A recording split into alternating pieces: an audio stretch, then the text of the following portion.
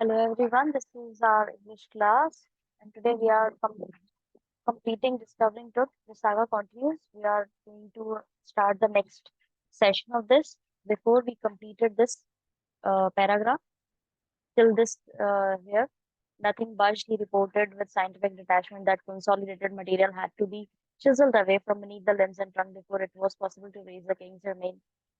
So now we'll start from in his defense. In his defense, Carter really had little choice. उसके defence में देखा जाए तो quarter के पास में ज्यादा चॉइस कम नहीं थी, उसके पास चॉइस कम थी. he hadn't If he hadn't cut the mummy free, he most certainly would have circumvented the guards and ripped it apart to move the gold. अगर वो मम्मी को, जैसे हमने पहले पढ़ा था कि मम्मी को उसने काट दिया था और उसके जो बेस मेजर जॉइंट्स थे उनको काट के अलग अलग किया था, उसके बाद में उसने वापस रीअसेंबल किया है उसको. अगर वो ये चीज नहीं करता तो उसके बाद में क्या होता? अगर वो ये चीज नहीं करता तो उसके बाद में कोई ना कोई चोरी कर ही लेता, कोई ना कोई गार्ड्स को मिसलीड करके या उनको डिस्ट्रैक्ट करके वापस से वहां आकर के और गोल्ड निकाल के ले ही जाता. In Tut's time, the royals were fabulously wealthy and they thought or hoped they could take their riches with them. पुराने जमाने में क्या होता था, उस जमाने के लोग सोचते थे कि वो अपनी जमीन जायदाद और अपनी जो पैसा है उसको ले जा करके अपने आने वाली जो डेथ के बाद में जो दूसरा शुरू होता है फेज, उसके अंदर भी वो ले जा सकते हैं, कंटिन्यू कर सकते हैं. तो उसके लिए क्या करते थे वो, उनके साथ में जब कोई मर जाता था तो उनके साथ में उनकी वैल्यूएबल आइटम्स जो होते थे, उम्मीद करते थे, ऐसा विचार था उनका, वो अपने साथ में अपनी अमीरियत जो है वो ले जा सकते हैं, तो वो उनके साथ में गाड़ दी जाती थी या रख दी जाती थी. For his journey to the great beyond, King Tut was lavished with glittering goods, precious collars, inlaid necklaces, bracelets, rings, amulets, a ceremonial apron, sandals, sheets for his fingers and toes, and the now iconic inner coffin and mask, all of pure gold. अब उस जमाने में क्या हुआ है, उस जमाने में ये सारी चीजें जो उसके साथ में रखी हुई हैं, उनके बारे में आपको डिस्क्रिप्शन दिया हुआ है यहाँ पे इन लाइन में. यू कैन मार्क इट कि भाई, किंग टुट जो था वो काफी ज्यादा अमीर था उस समय में. अब वो राजा था, उसके पास में चमकती हुई चीजें थी, प्रीशियस कॉलर्स थे, इनलेट नेकलेसेस थे, ब्रेसलेट्स थे, रिंग्स थी, एमुलेट्स यानी तावीज जो होते हैं वो थे, एक सेरेमोनियल एप्रन था, सैंडल थे, शीट्स थे उसकी फिंगर्स और उसकी टोज के लिए. और क्या था, ये सारी चीजें जो थी वो बनी हुई थी किससे? गोल्ड से बनी हुई थी. और जो बेसिकली जो कवर करने के लिए तलवार को कवर करने के लिए चीजें होती हैं, वो थी शीट्स जिसे बोला गया है, इसकी फिंगर्स और टोज के लिए बनाए हुए थे यहाँ पे. और एक नया आइकॉनिक इनर कॉफिन, अंदर का जो कॉफिन था और मास्क जो बना हुआ था वो भी प्योर गोल्ड का था. To separate Tut from his adornments, Carter's men removed the mummy's head and severed nearly every major joint. जैसा कि हमने पहले भी देखा था कि उसको अलग करने के लिए, इन सारी चीजों को, गोल्ड आइटम्स को अलग करने के लिए कार्टर के आदमियों ने क्या किया था, उसके हेड अलग कर दिया था और उसके मेजर जॉइंट्स जो थे वो भी अलग कर दिए थे. जब उन्होंने ये सब फिनिश कर लिया, once they had finished, there is reassembled the remains on a layer of sand in a wooden box with padding that concealed the damage and the bed where Tut now rest. अब यहाँ पे ये line जो दे रखी है उसका मतलब ही ये है कि जब उसने, वो लोग फिनिश हो गए थे, उन्होंने अपना काम कंप्लीट कर लिया था, तब उसके बाद में उन्होंने उसको रीअसेंबल किया है, एक लेयर पर रख दिया था. वुडन बॉक्स था, लकड़ी का बॉक्स था, उस पर उसके वापस से मम्मी को रीअसेंबल किया और पैडिंग लगाई. जहां जहां से भी उन्होंने डैमेज किया था, गोल्ड निकाला था, उसकी जगह उन्होंने पैडिंग लगा दी थी. और अब वो वहीं उसी वुडन बॉक्स पर ही रेस्ट कर रहा है, एज इन की वो मम्मी की जो बॉडी है वो वहीं है. Archaeology has changed substantially in the intervening decades, focusing less on treasure and more on the fascinating details of life and intriguing mysteries of death. अब क्या हुआ है, आर्कियोलॉजी जैसे समय के साथ में टेक्नोलॉजी चेंज हुई है, वैसे ही आर्कियोलॉजी भी काफी चेंज हुई है पिछले बीते कुछ डेकेड से. तो उन्होंने पहले तो फोकस करते थे, वो खजाने पर फोकस किया करते थे, और अब जो है वो फोकस करते हैं लाइफ की डिटेल्स पर, और जो मिस्ट्रीज छुपी हुई है उनकी डेथ पर, उस पर उनको बहुत ज्यादा फोकस करते हैं. वो काफी इंट्रीगिंग होती है, यानी कि काफी ज्यादा उनके लिए रहस्यमयी होती है, और क्यूरियोसिटी जो है उनकी वो जागती है. ठीक है. It also uses more sophisticated tools including medical technology. अब ये बहुत ज्यादा सोफिस्टिकेटेड टूल्स भी यूज करते हैं क्योंकि मेडिकल टेक्नोलॉजी अच्छी आ गई है. In 1968, more than 40 years after Carter's discovery, an anatomy professor x-rayed the mummy and revealed the startling fact: beneath the resin that cakes his chest, his breastbone and front ribs are missing. There is a very important fact. सो क्या fact है कि 1968 यानी 40 साल बाद, quarter की जो discovery हुई थी उसके जस्ट 40 साल बाद, एक एनाटॉमी प्रोफेसर थी उसने क्या किया था, मम्मी इसी मम्मी का एक्सरे किया था और उसमें ये पता पड़ा, शॉकिंग, कि भाई ये जो रेजन आर्ट के नीचे जो केक इसका चेस्ट है, बेसिकली वो चेस्ट की जो ब्रेस्ट बोन और फ्रंट रिब्स होती है वही गायब है, यानी कि उसका जो रिबकेज है उसकी बोन्स ही गायब है। Today, diagnostic imaging can be done with computed tomography or CT, by which hundreds of X-rays and cross sections are put together like slices of bread to create a 3D dimensional virtual body. आज के जमाने में क्या होता है, tomography होती है, एक टेक्निक होती है जिससे डिस्प्ले करते हैं वो रिप्रेजेंटेशन पूरे क्रॉस सेक्शन करके, एक्सरेज और अल्ट्रासाउंड करके, जिससे वो पूरी बॉडी का एक 3D फिगर बना देते हैं। ऐसा लगता है कि एक के ऊपर एक ब्रेड की जैसे लेयर रख रहे हैं और वो 3D फिगर बन रहा है। उसी तरीके से यहाँ पे एक्सरे इस तरीके से किया जाता है कि वो ऐसा लगता है कि पूरा 3D फिगर, वर्चुअल बॉडी सामने आ जाती है। तो आज तो इतनी टेक्नोलॉजी आ गई है। What more could a CT scan reveal of truth then the x ray? अब सीटी स्कैन ने क्या ज्यादा रिवील किया एक्सरे की बजाय? And could it answer to of the biggest question still lingering about him, how did he die and how old was he at the time of his death? अब ये चीज, दो क्वेश्चन जो बड़े उठते हैं वो ये कि पहला तो वो मरा कैसे था, ठीक है, और दूसरा वो जब मरा था तो वो उसकी उम्र क्या थी, क्या समय रहा है उसकी डेथ के समय में, उसकी उम्र क्या रही है। ये दो क्वेश्चंस जो है ये थोड़े से पूछे जा रहे हैं। एक सवाल जो है वो उठाया जा रहा है कि सिटी स्कैन क्या इतना बता सकती है? King Tut's demise was a big event, even by the royal standards. He was the last of his family line, and his funeral was the death rattle of a dynasty. But the particulars of his passing away and its aftermath are unclear. अब क्या हुआ, king टुट का जब मरना हुआ तो वो बहुत बड़ा इवेंट माना गया, सारे जितने भी रॉयल स्टैंडर्ड्स थे उनके लिए, सबके लिए शॉकिंग था, क्योंकि वो अपनी लाइन का आखिरी वंश था। और उसकी फ्यूनरल जो थी वो एक अपने आप में उस डायनेस्टी को लेकर के काफी ज्यादा एक तरीके से क्योस क्रिएट कर रही थी कि अब इसको आगे कौन चलाएगा। अब ये, क्योंकि ये छोटी उम्र में गया था, तो उसके बाद में कि भाई आगे जाकर के ये बहुत ज्यादा एक सक्सेशन को लेकर के बहुत ज्यादा चीजें शॉकिंग हो रही थी कि अब क्या होगा। King Tut's demise was a big event, even by the royal standard he was the last of his family line. और यही चीज हमने अभी डिस्कस करी थी कि भाई उसकी ये जो लाइन है, इस लाइन को आप यूज कर सकते हैं अपने आंसर में। His funeral was the death of a Ratle of a dynasty, की आगे जाके सक्सेशन कौन करेगा, कौन मतलब बहुत ज्यादा अनक्लियर थी picture. But the particulars of his passing away and it's aftermath वो आर अनक्लियर, अभी तक किसी को पता नहीं पड़ा है कि वो मरा कैसे और उसके बाद में क्या, वो सारी चीजें अनक्लियर हैं। Amenhotep III, Tut's father or grandfather, was a powerful pharaoh who ruled for almost 4 decades at the height of the 18 dynasties golden age. अब ये थर्ड था, ये टुट का फादर और ग्रैंडफादर ऐसे बोल सकते हैं, पिताजी और उसके ग्रैंडफादर की उस समय की बात बताई जा रही है कि वो बहुत ही पावरफुल फरो रहे हैं, जिन्होंने करीब 4 डेकेड्स तक बहुत ही अच्छे से रूल किया है और वो 18 डायनेस्टी को गोल्डन एज मानी जाती थी। His son Amenhotep IV succeeded him and initiated one of the strangest periods in the history of ancient Egypt. अब इसके बाद में जब इनके फादर और ग्रैंडफादर के बाद में ये आए हैं फोर्थ, ठीक है, इन्होंने क्या किया था, एक स्ट्रेंजेस्ट पीरियड शुरू किया था उस समय के इतिहास में। The new furrow promoted the worship of the Aten and the sun disk, changed his name to Akhenaten or servant of the Aten, and moved the religious capital of the old city of Thebes to the new city of Akhenaten, known now as Amarna. अब क्या हुआ, इन्होंने changes क्या लाए, सबसे बड़ा change तो इन्होंने ये किया कि जो पूजा पाठ की जाती थी एटन और सनडिस की, उसका नाम बदल के एखनाटन बोल दिया, यानी कि सर्वेंट ऑफ एटन। और इनकी जो पुरानी सिटी रिलीजियस कैपिटल हुआ करती थी थेबिस, उसको चेंज करके एखनाटन कर दिया, एखेटेटन कर दिया, जिसको अब हम अमरना के नाम से जानते हैं, ठीक है। He further shocked the country by attacking Amun, a major god, smashing his images and closing his temples. ये लाइन भी काफी इंपॉर्टेंट है, इसमें ये बताया गया है कि एक मेजर चेंज जो वो लेके आया था वो ये था कि उस जमाने के अंदर उसमें एक बहुत बड़े वहां पे उनके देवता हुआ करते थे जिनका नाम था अमुन। और वो उसने क्या करा, उनकी इमेजेस को स्मैश करवाया, हटवाया, तोड़वाया, जो भी करवाया, डिस्ट्रॉय करवाया, उसके बाद में उनके मंदिर भी बंद करवा दिए।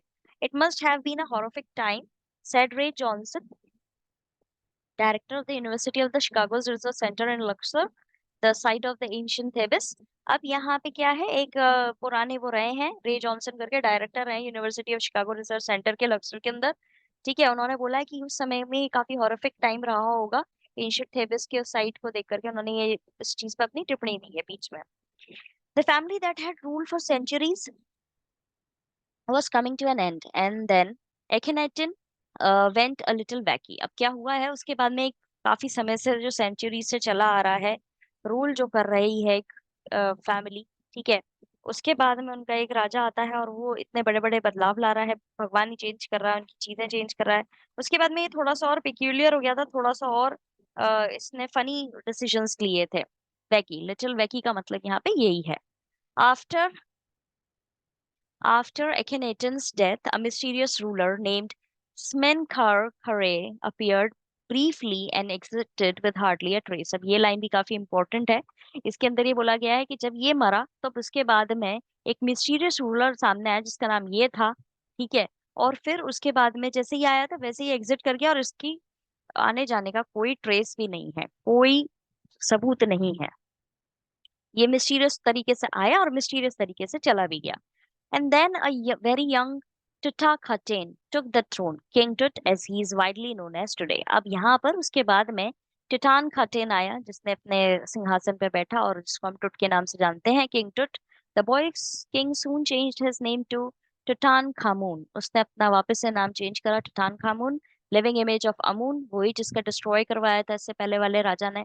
सारी चीजें वही, लिविंग इमेज ऑफ अमून करके इसने अपना नाम चेंज करवाया, और उसका मतलब ये था कि भाई मैं क्या हूँ, जीता जागता उदाहरण हूँ अमून का ही।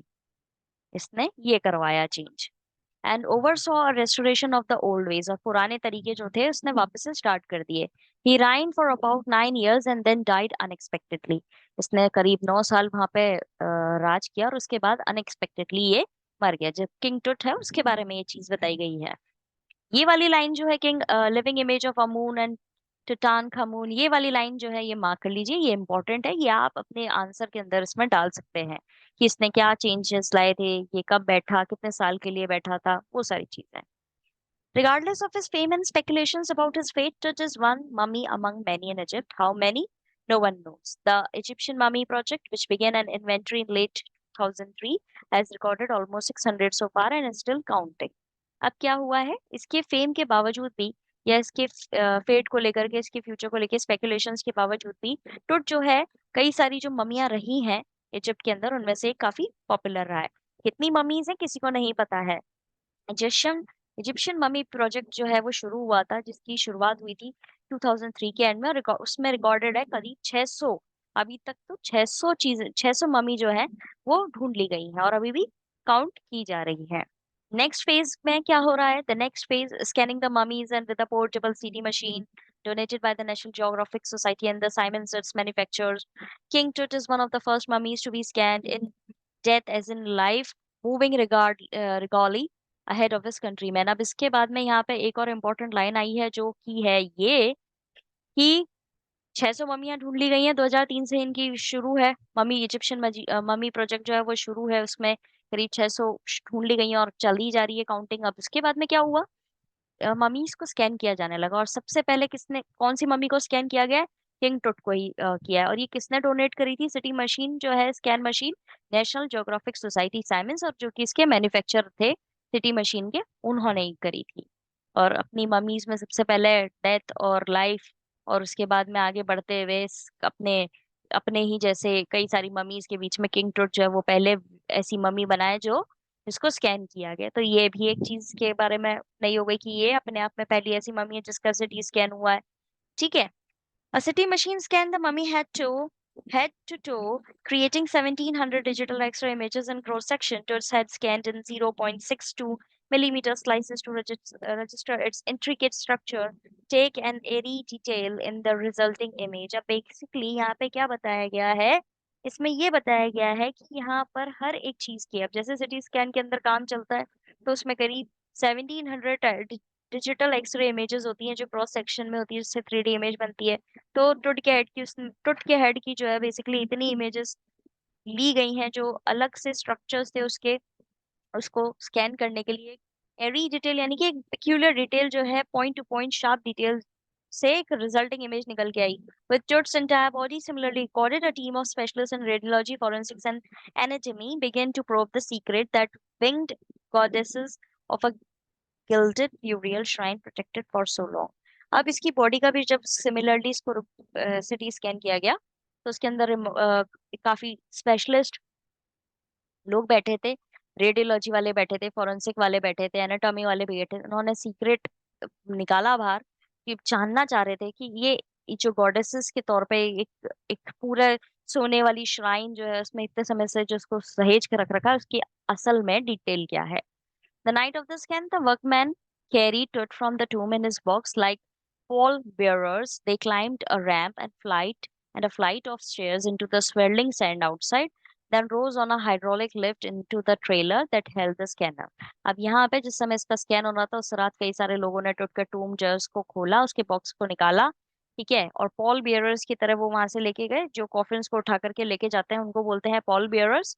तो उसी तरह से उसको उठा करके लेके गए वहां से, एक रैंप पे चढ़े, फिर एक फ्लाइट मतलब स्टेयर्स ली उन्होंने, फिर आगे की तरफ वो सैंड से बाहर निकाला, फिर उसके बाद एक हाइड्रोलिक लिफ्ट से उस ट्रेलर पर चढ़ाया गया, ठीक है, जहाँ पे स्कैनर था। 20 minutes later two man emerge, 20 minute बाद दो आदमी बाहर निकल के आए, sprinted for an office nearby, और फिर वो उस तरफ चले गए कि भाई जो ऑफिस है पास का उस तक गए, and return with a pair of white plastic pens, और उसके बाद में प्लास्टिक पेन्स लेके आए white. The $1 million scanner had quit because of sand in a cooler fan. अब क्या हुआ, जो स्कैनर था वो इतनी बड़ी सैंड के बीच में ये जो चल रही थी उसमें वो क्या कर दिया, काम नहीं कर रहे थे, मशीन काम नहीं कर रही थी क्योंकि वहां पे एक तो गर्मी थी और सैंड उड़ रही थी तो उससे वो काम नहीं हो रहा था। Curse of the pharaoh joked the guard nervously. अब उसने क्या, एक वहां पे जो गार्ड था उसने बोला कि भैया ये तो उसका श्राप है, फेरो का जो राजा रहा है उसका श्राप है, इसलिए ये चीज चल नहीं रही है। Eventually, the substitute fans worked well enough to finish the procedure. उसके बाद में जो substitute fans थे उसने eventually काम कर दिया और procedure पूरा हुआ. After checking that no data had been lost, the technicians turned it over to the workman who carried him back to his tomb. वापस से उसको shift करा गया, टूट के tomb तक ले जाया गया वापस से technicians का जब काम complete हो गया. Less than 3 hours after he has removed from his coffin, the pharaoh again rested in the peace where the funerary priest had laid him so long ago. 3 घंटे की पूरे प्रोसीजर के बाद में वापस से उसको कॉफिन में ही डाला गया जहाँ पे वो इतने सालों से रेस्ट करता हुआ आया था। Back in the trailer a technician pulled up his astonishing images of Tut on a computer screen. अब ट्रेलर के अंदर जहाँ पे टेक्नीशियन काम कर रहे थे वहां पर जाकर के एक इमेजेस उसकी निकल के आने लगी कंप्यूटर स्क्रीन पर। A grey head took shape from a scattering of pixel and the technician spun and tilted it in every direction. अब एक ग्रे हेड जो है वो सामने शेप ले रहा था, छोटे छोटे पिक्सल्स जो होते हैं जो ये हम स्क्रीन पे देखते हैं ये पिक्सल्स कहलाते हैं, ठीक है, वो धीरे धीरे जुड़ के एक इमेज बना रहे थे। टेक्नीशियन जो है वो एक तरीके से उसका बुनकार था और उसको हर डायरेक्शन में टिल्ट करके देख रहा था। Neck vertebra appeared as clearly as in an anatomy class. Anatomy class के अंदर जैसे नेक वर्टिब्रा सामने आती है वैसे ही यहाँ पे भी आ रही थी, यानी बॉडी पार्ट्स के नाम अब जो है वो आपको पता पड़ेंगे। Other images revealed a hand, see several views of the rib cage, several views of the rib cage and a transection of the skull. अब कई सारी images सामने आ रही हैं, एक हैंड आ रहा है सामने, बॉडी का भी तो सिटी स्कैन हुआ है ना इसलिए। रिब केज के कुछ हिस्से आ रहे हैं और स्कल के हिस्से आ रहे हैं, but for now the pressure was of, अब काफी प्रेशर खत्म था। Sitting back in his chair, जाही हवस smiled, visibly relieved that nothing had gone seriously wrong. I didn't sleep last night, not for a second, he said. I was so worried, but now I think I will go and sleep. अब ये जो व्यक्ति है जो कि अंदर trailer में बैठा हुआ है, टेक्नीशियन है, ठीक है, जो व्यक्ति है जिसने ये सिटी स्कैन किया है वो काफी रिलीफ है कि भाई अब कुछ भी गलत नहीं हुआ है, कल रात तो मैं सोया नहीं था, अब मैं शांति से सो पाऊंगा। तो यहाँ तक आज हम पढ़ेंगे, इसके बाद का जो सेशन है वो हम जो चैप्टर है उसको नेक्स्ट सेशन में कंप्लीट करेंगे।